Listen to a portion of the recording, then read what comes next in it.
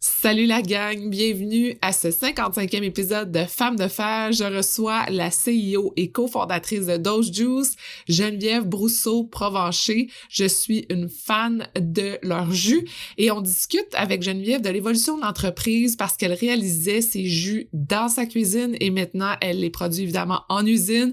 On jase également de la place des femmes dans le milieu de l'entrepreneuriat et pourquoi elle a décidé de se faire entendre sur ce sujet-là. On l'écoute dès maintenant.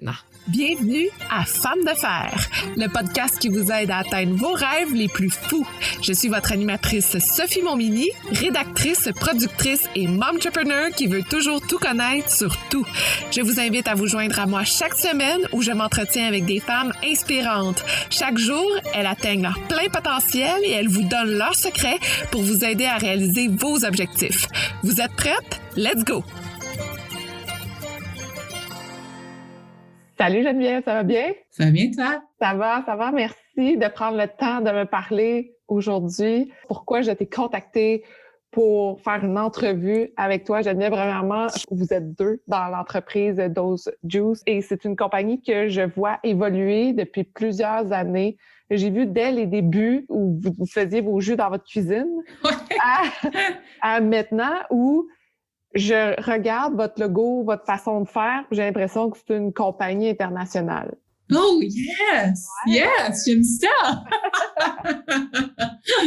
Et en plus que je suis une fan de jus, de smoothies, de green, de plein de bons nutriments. Fait que c'était pour moi hyper naturel de pouvoir te parler et comprendre un peu mieux qu'est-ce qui se passe en arrière dans cette compagnie-là. Je veux savoir, Geneviève, pour ceux qui ne te connaissent pas, peut-être juste à décrire en quelques mots qui tu es. Bon, je commence par mon âge. J'ai 34 ans. Je suis une jeune entrepreneur. C'est toujours être en définition, je pense, comme tout le monde. Mais bref, j'ai commencé ma vie un peu, ma jeune carrière en étudiant en finance à l'Université McGill. Fait qu'aucun lien vraiment avec l'alimentation, ce qui est arrivé complètement par hasard. Mais les chiffres, c'est quand même un domaine ultra rationnel. C'est 2 + 2 = 4. Fait que j'ai toujours aimé ça, puis j'ai aimé le défi que ça m'amenait. Et c'était aussi un monde d'hommes à ce temps. Ça l'est encore un peu, mais j'aimais aussi, c'est ça, le défi de prendre ma place à justement à l'école à ce niveau-là. Fait que donc, j'ai une grande curiosité. Fait que juste avant même au cégep, j'étais en sciences nature, en bio, fait aucun lien, mais c'était plus, je pense, la curiosité me définit en tant que personne. Puis après ça, je me suis lancée dans ma carrière. J'ai eu 3 ans sur le marché du travail avant de tomber dans les jus, littéralement. J'ai été influencée beaucoup par mon deuxième emploi un peu, qui était chez Frank & Oak. Je travaillais comme département d'achat, planification là-bas. Puis c'est un peu là que je dirais que j'ai comme eu la piqûre pour l'entrepreneuriat. Ben, plus ma mère, c'est une entrepreneur. Mon père, c'est un avocat, mais il a eu sa firme aussi. Fait que j'avais 2 parents ultra travaillants, des grands-parents aussi qui ont bâti comme la legacy, si tu veux, des Brousseau-Provencher avec rien. Fait que j'ai quand même toujours eu cette vision-là, ces exemples-là de gens vraiment travaillants puis ils ont bâti des choses. Fait que je pense que c'était toujours en moi, mais je savais pas encore que j'allais devenir entrepreneur. Quand j'étais chez Frank & Oak, c'est comme si eux, ils m'ont montré que c'est monsieur, madame, tout le monde qui peut le faire, que c'est possible, que c'est pas aussi gros que ça en a l'air, puis c'est accessible. Fait que quand l'espèce d'idée des jeux est arrivée naturellement. Fait que j'aime entreprendre, je suis extra curieuse comme personne, puis je suis une éternelle optimiste. Fait que je pense que c'était les ingrédients un peu nécessaires sans le savoir, mais à être entrepreneur. Ouais. Comment t'es tombée dans les jus? Parce que on s'entend que niveau finance, Frank & Oak, vêtements, en plus, c'est ça, toute ma carrière, c'est dans le vêtement. Je suis sortie de l'université, j'ai gagné j'ai fait un concours de cas stratégique, puis c'était le château qui me donnait. J'ai gagné une job, dans le fond. Fait que je suis rentrée, encore dans les chiffres, mais dans le domaine de la mode, dans cet endroit-là. Fait que, aucun lien. Fait que, ça revient que les jus, c'est arrivé par hasard, puis mon partenaire de vie, qui s'appelle Raphaël Hébert, lui était déjà un entrepreneur. Puis lui aussi était en finance avant, c'était un banquier qui a lancé des entreprises. On a 6 ans de différence. Fait qu'il a déjà eu le temps, lui, de lancer un projet. Puis c'est comme si, à un moment donné, on est arrivé à un moment que moi, j'étais chez Frank & Oak, j'avais surtout plus un intérêt vers l'entrepreneuriat. Lui finissait des projets, un petit projet d'entrepreneurial. Fait qu'il y avait rien. Puis là, à ce moment-là, on s'est mis à s'intéresser à notre santé. Fait que je me suis mis à aller écouter des documentaires. Dans le documentaire, il y avait un livre. J'ai lu le livre. On a fait, il y avait un programme de 21 jours, justement, prendre de l'alimentation crue. On l'a fait. On a tripé. Comme toute bonne chose, il faut la discipline pour la maintenir, right? Ouais. Puis en fait, un des médiums de avoir le plus de nutriments puis de faire l'alimentation crue, c'était les jus, qui étaient quand même les smoothies. Ben, on a conservé après de faire les jus, mais genre sortir ma machine, faire à 6 heures du matin avant de travailler, c'était plus pour moi. Là. Fait que là, il fallait que je trouve quelqu'un qui le fasse pour moi. Puis à ce moment-là, en 2013, ben, ça n'existait pas. Il y avait personne. Et maintenant, c'est plus évidemment, il y en a partout, mais à ce moment-là, c'était pas une chose. Puis en même temps, on était en train de lire un livre qui s'appelle Lean Startup, qui est un peu le principe de comment lancer un produit le plus rapidement possible pour le tester auprès de ton consommateur, puis le plus rapidement possible savoir si tu vas avoir une business ou pas.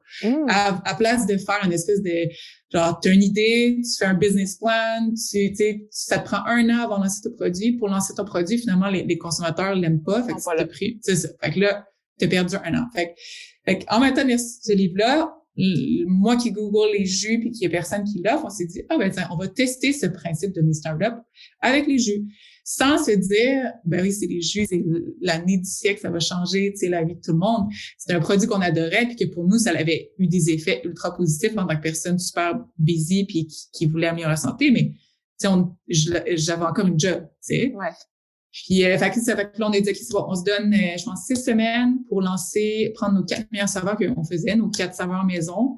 On lance un site web super simple que les gens peuvent commander en ligne. Puis, on fait la liste de tous les gens qu'on connaît et leurs amis des amis dans le centre-ville de Montréal. Puis, on va leur livrer des jus.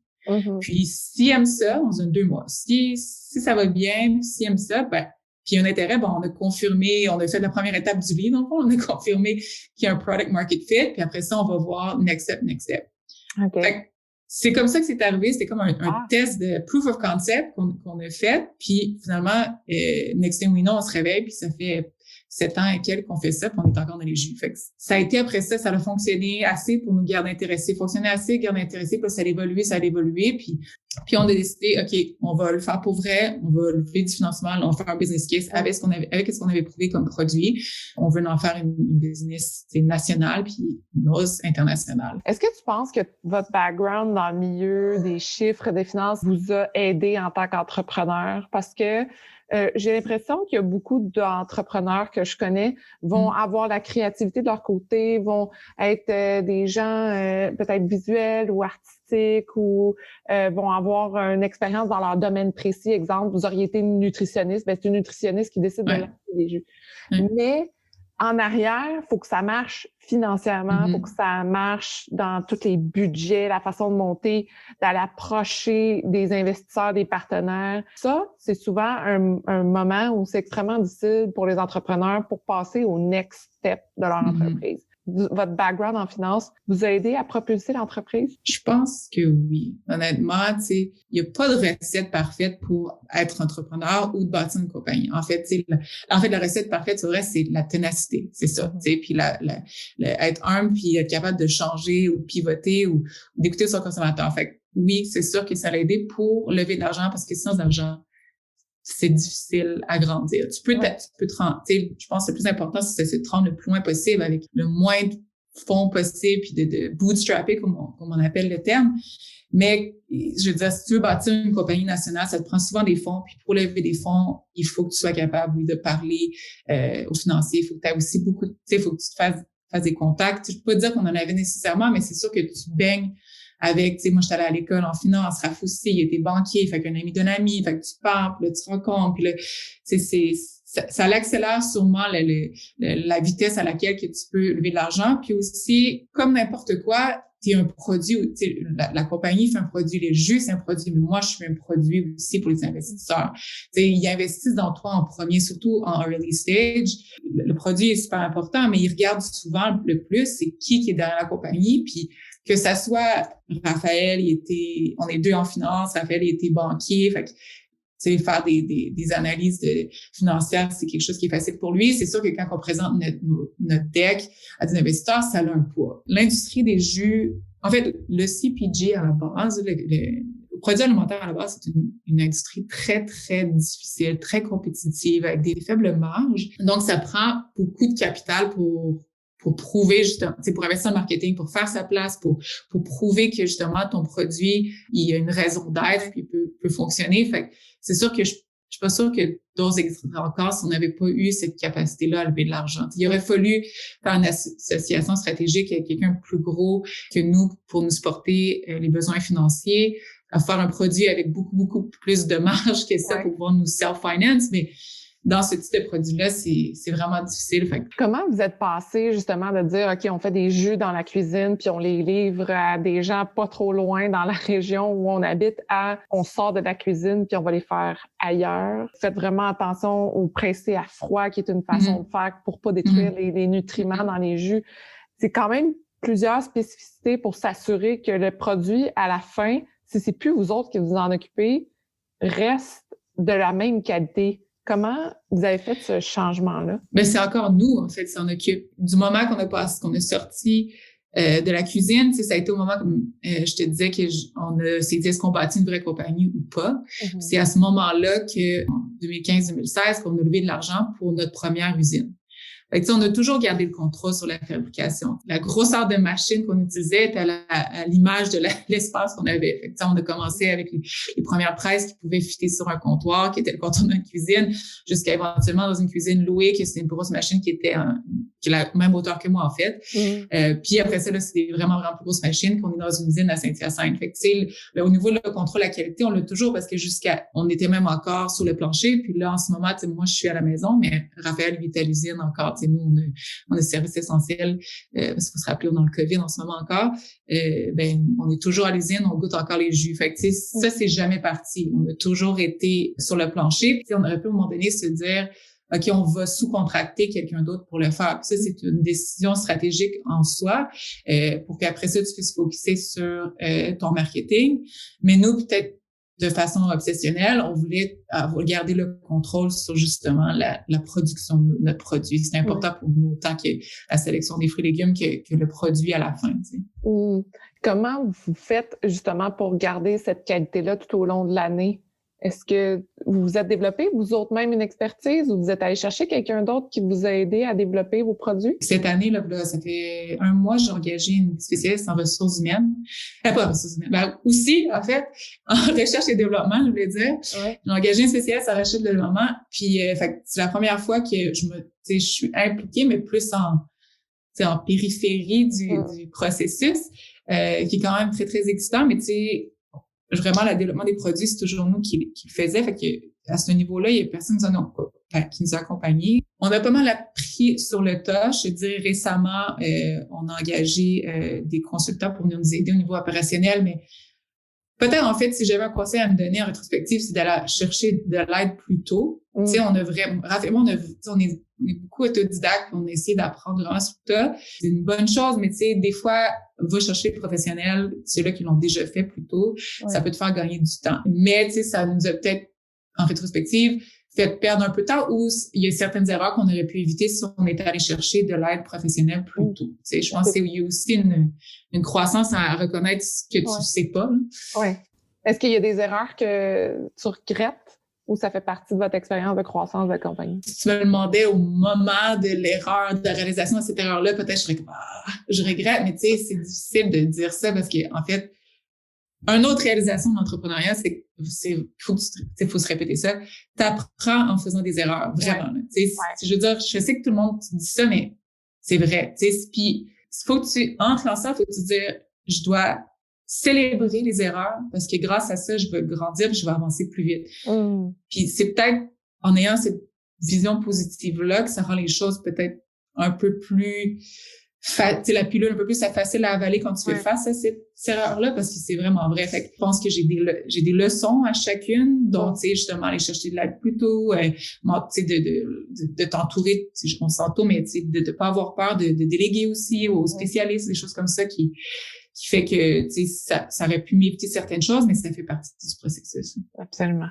Je veux parler de la culture de la diète, qui est un mot qui, premièrement, en début d'année, est toujours là, mais aussi qui devient de plus en plus important dans la société pour savoir où on se situe. Vous, en tant que compagnie qui fait des jus, comment que vous approchez cette vision-là? Ça, c'est une excellente question parce que c'est quelque chose qu'on se pose de plus en plus parce que dose à la base, le nom, il n'est pas un hasard, c'est pour ta dose quotidienne de santé. Puis, comment que la compagnie est née, c'était réellement pour moi qui était pas assez disciplinée pour faire ses propres jus à tous les jours, voulais que quelqu'un les fasse parce que moi, je voulais ma dose quotidienne d'un jus vert. Je voulais mes vitamines, j'avais besoin de ça, j'avais ressenti les effets positifs. On veut vraiment pas que la compagnie soit associée à le mot diète parce que si on est associé à ça, tu sais, clairement, on a encore du travail à faire par rapport à ça, ben c'est contre l'essence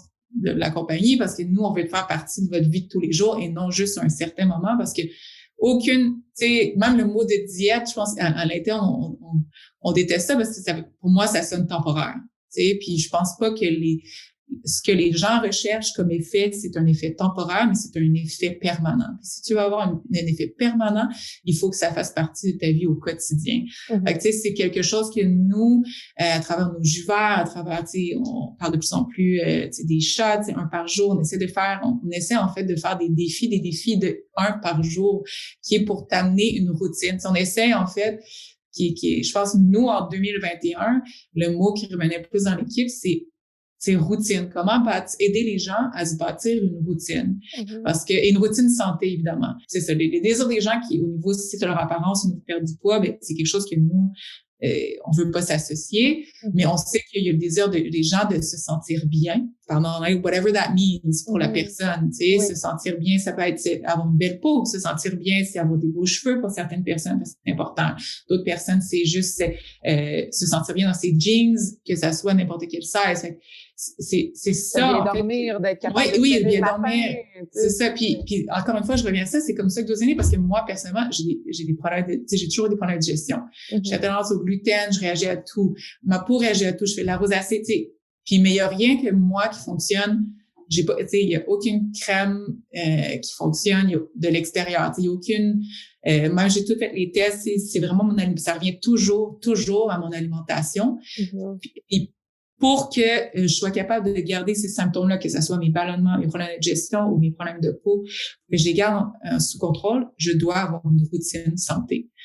Puis c'est difficile pour n'importe qui, autant moi, que de bâtir une routine. Puis le moyen que je fais, c'est justement me faire des buts. Fait me dire, OK, bon, là, évidemment, mon jus par jour, c'est rendu facile, mais tu sais, m'assurer mon jus vert par jour.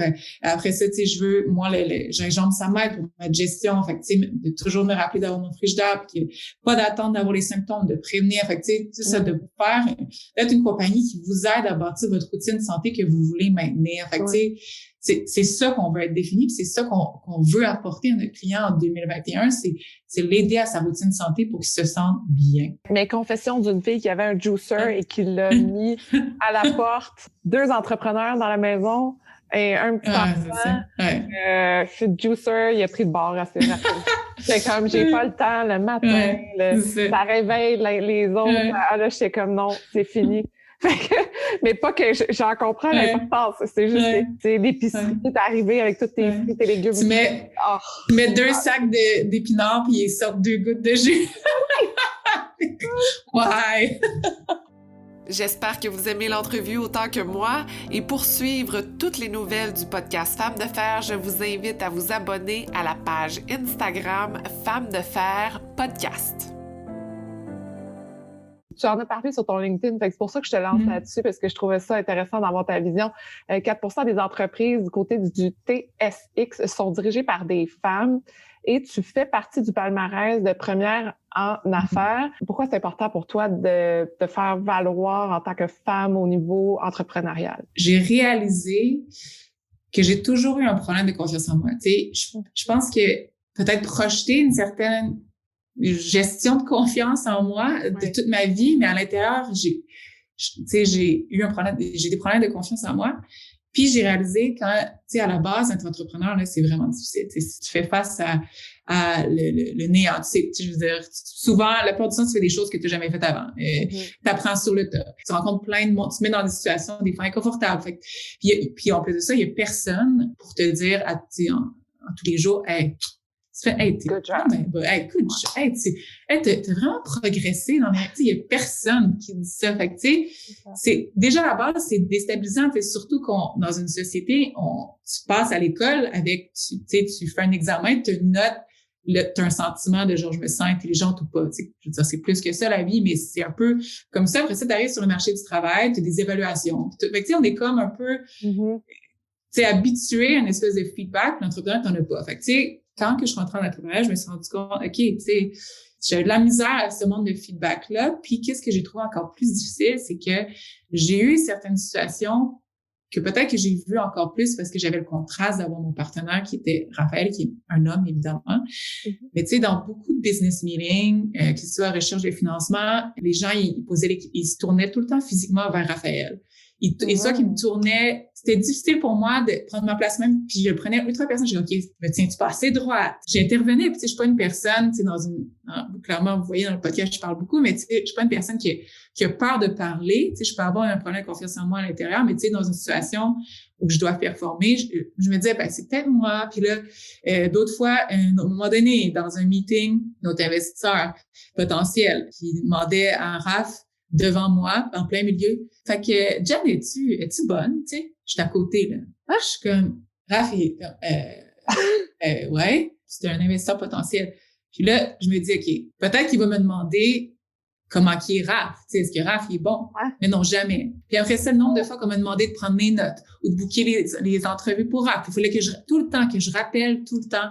Regarde, puis je suis CEO, là, tu sais, je suis cofondatrice, mais c'est avec moi que vous devez faire ça, c'est avec moi, puis que Raph devait me passer la balle, ou j'en ai plein d'exemples.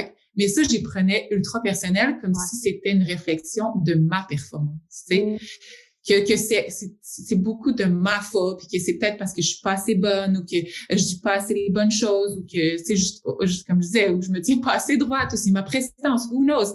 Fait que tu sais, je trouvais que ça donnait un élément qui rendait encore ces choses difficiles. Puis tu sais, justement, quand l'entrepreneur, c'est si difficile, t'as pas besoin de ça. Non. Puis là, je regardais tu vois les chiffres du nombre de pourcentages, comme tu as dit, de femmes qui sont à la tête d'entreprise, puis ou même dans des positions de direction dans des grandes entreprises, tu te dis, est-ce que peut-être qu'il y a un lien, tu sais, qu'encore, justement, dans la société, il y a un peu dans des comportements qui fait que les gens, tu sais, sont pas habitués de voir des femmes en finance, sont pas habitués de voir des femmes à la tête d'entreprise, clairement. Fait que l'être humain, par défaut, ben, il se tourne vers l'homme en pensant que c'est lui le président. Il tourne vers l'homme en pensant que c'est lui qui va répondre aux questions financières. Il va penser que c'est lui. Mais en faisant ça, ce qu'il se rend pas compte, c'est que ça a un effet négatif sur, en tout cas, moi, ce que j'ai vécu, ça a un effet négatif sur ma confiance. Puis ça aurait pu, si j'avais été tout seul, sans Raph, pour me supporter, me dire, voyons, tu sais, ça n'a pas rapport, là, tu sais, go, tu sais, fonce, tu sais. Ben, peut-être que j'aurais lâché. Puis ça aurait été triste, tu t'imagines, tu sais, toutes les femmes, on est aussi bonne que les hommes, mais tu sais, s'il y a une autre femme qui est dans ma position, puis elle a une super de bonne idée, puis qui à cause que c'est tellement difficile, puis les chiffres montent, c'est pour lever du capital, puis on en parlait au début, c'est crucial pour la survie d'une entreprise, la capacité de lever de l'argent. Mais les femmes sont confrontées vers vraiment plus de difficultés à lever aussi du financement. Fait que, tu sais, si tous ces éléments-là fait comment qu'on va donner plus d'exemples à nos enfants qu'il y en a des femmes CEO, il y en a des femmes managers, il y en a des femmes partners. Puis c'est possible, ben, il faut qu'on fasse quelque chose. Puis première étape, ben, moi, personnellement, c'était reconnaître ça, que c'est pas juste tout le temps ma faute, que c'est des comportements qui, il manque d'exemples. Fait que je me suis dit, moi, je dois donner d'exemples. Je dois aussi essayer d'encourager les autres entrepreneurs pour leur dire comme, si tu te sens comme des fois déstabilisé ou que tu as une situation où ça te rend inconfortable ou tu trouves les choses particulièrement plus difficiles, ben c'est pas nécessairement toi, c'est normal. Ça m'est arrivé à moi. Puis ça me définit pas comme personne. Fait que continue à avancer, tu sais, continue à percer, tu sais, parce que on a besoin de toi en tant que femme, parce que moi j'ai une fille. Puis je veux qu'elle en voie plein. Puis je veux qu'elle en voie plein, non seulement pour elle, pour se dire que, ah oui, c'est normal d'avoir des femmes CEO, mais parce que clairement, pour toutes que ce soit des fournisseurs, des banquiers, des investisseurs, il faut qu'ils en voient plus des femmes CEO pour que ça devienne normal, puis que dans les meetings, ben ils soient attirés de façon égale envers l'homme ou la femme, ou les questions financières, ils regardent les deux en voulant dire, tu sais, c'est qui va me répondre, tu sais, puis il y en a qui le font en ce moment déjà, tu sais, les choses ont bougé, mais c'est encore présent, fait faut juste le reconnaître, puis ensemble, s'encourager là-dedans. Tu sais, en tant que femme, c'est mettre ensemble, s'encourager là-dedans, justement, pour pas perdre la flamme. Et pour prendre sa place, ben ça prend aussi des femmes productrices. Et là, toi, ça prend des femmes entrepreneurs ou ça prend des femmes banquiers, ça prend des femmes en finance, ça prend des femmes qui sont capables de nous reconnaître ensemble pour s'encourager. Tu sais, parce que la plupart des investisseurs, tu sais, il y a différentes façons de lever l'argent. Évidemment, t'as les banques, t'as les anges financiers, le marché boursier, mais souvent, les gens à qui tu demandes de l'argent, c'est des hommes. Puis, l'être humain n'est pas infaillible. Tu sais, quand tu te fais présenter un projet, même si tu es un investisseur puis tu te dis, moi, j'ai investi dans un bon projet, même si c'est pas un produit qui cater à moi en tant que consommateur, ben c'est sûr qu'il y en a qui sont biased. Je veux dire, ça, j'ai un coup background là-dessus, mais tu sais, la Diva Cup, mettons. Tu sais, t'imagines-tu la personne qui a présenté ça, la Diva Cup? Tu sais, je sais pas si les investisseurs, tous des hommes dans une salle, vont comme, ce produit-là, ça va changer la vie. Mais tu montres ça à une femme, tu fais essayer, puis elle fait comme, holy, pourquoi que c'était pas dans ma vie avant? Tu sais, c'est quoi ça, un tampon? Tu sais, je veux dire. Mais, fait que là, quand tu penses à ça, tu te dis, imagine si, au moins c'était even, s'il y avait 50% des sources de dollars des investisseurs qui étaient des femmes. Imagine le nombre de produits qu'on aurait qui répondraient peut-être à plus de besoins qu'on a. Absolument. Imagine si, tu sais, tous les projets là, de femmes qui sont mortes parce qu'on peut être capable de lever de l'argent ou ils ont perdu confiance des choses, mais c'était des bons produits. Puis nous, là, en tant que femmes, on les voulait, mais on les a juste pas vus.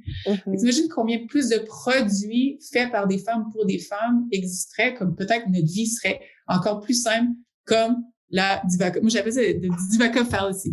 C'est comme, tu sais, comme c'est quelque chose que genre, il arrive dans ta vie, tu sais comme, oh my God, pourquoi il n'y a pas plus de choses comme ça? Ben, peut-être, c'est une hypothèse, peut-être parce que justement, il n'y a pas assez de femmes investisseurs, puis il n'y a pas assez de projets faits par les femmes qui vont aussi loin qu'ils devraient, mais ça n'enlève pas le fait que le produit était bon, tu sais. Non, absolument. Mais là, tu me motives, tu nous motives à aller plus loin avec nos projets, Geneviève. Merci, j'en avais besoin en plus aujourd'hui.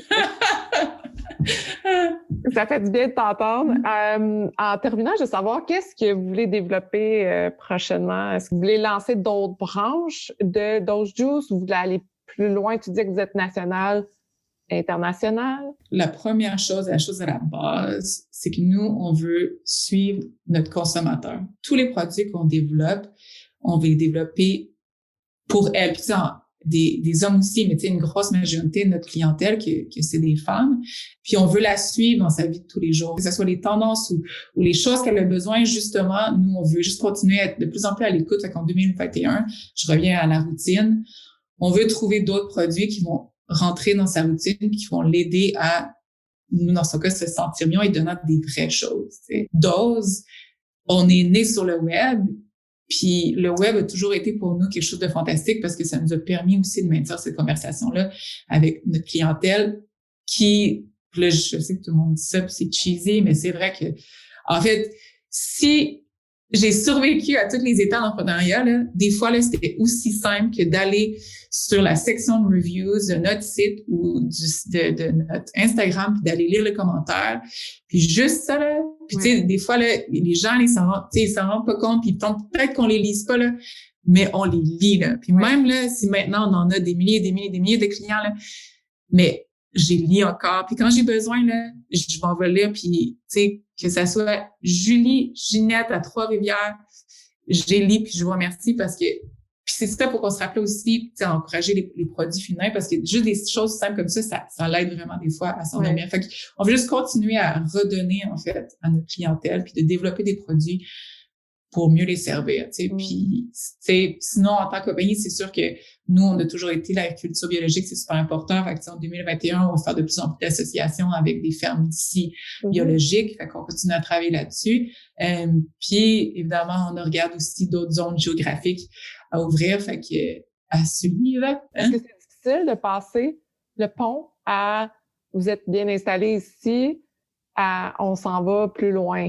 Oui, parce qu'en fait, c'est pas difficile de le faire, c'est difficile de bien le faire. C'est ça aussi, c'est une autre leçon de vie. Tu sais, il faut pas que tu regardes, tu sais, tu as la compétition ou d'autres produits qui vont, tu sais, ils vont dans différentes zones géographiques, puis ça peut aller paraître vite, etc. Mais tu sais, nous, notre but, c'est de bâtir une compagnie qui va rester, tu sais, qui va survivre tous les défis qu'une entreprise va passer à travers. Puis pour faire ça, il faut avant bien s'ancrer et bâtir la recette gagnante de chacune des régions. Et chacune des régions est différente. Mm-hmm. Fait que bien le faire, oui, c'est difficile parce que comme trouver un produit qui fonctionne avec ta clientèle, trouver l'angle ou le messaging ou qu'est-ce que ces clients-là aiment dans une certaine région, ben ça prend du testing, puis du feedback, puis du fine-tuning, puis du feedback. Tu sais, ça prend du temps. Il faut être patient pour le faire parce que, tu sais, je peux en vendre des bonnes quantités de jus ici par là, mais pas la quantité que je veux pour que ça vale la peine, pour que je continue à grossir ta compagnie. Fait que, tu sais, nous,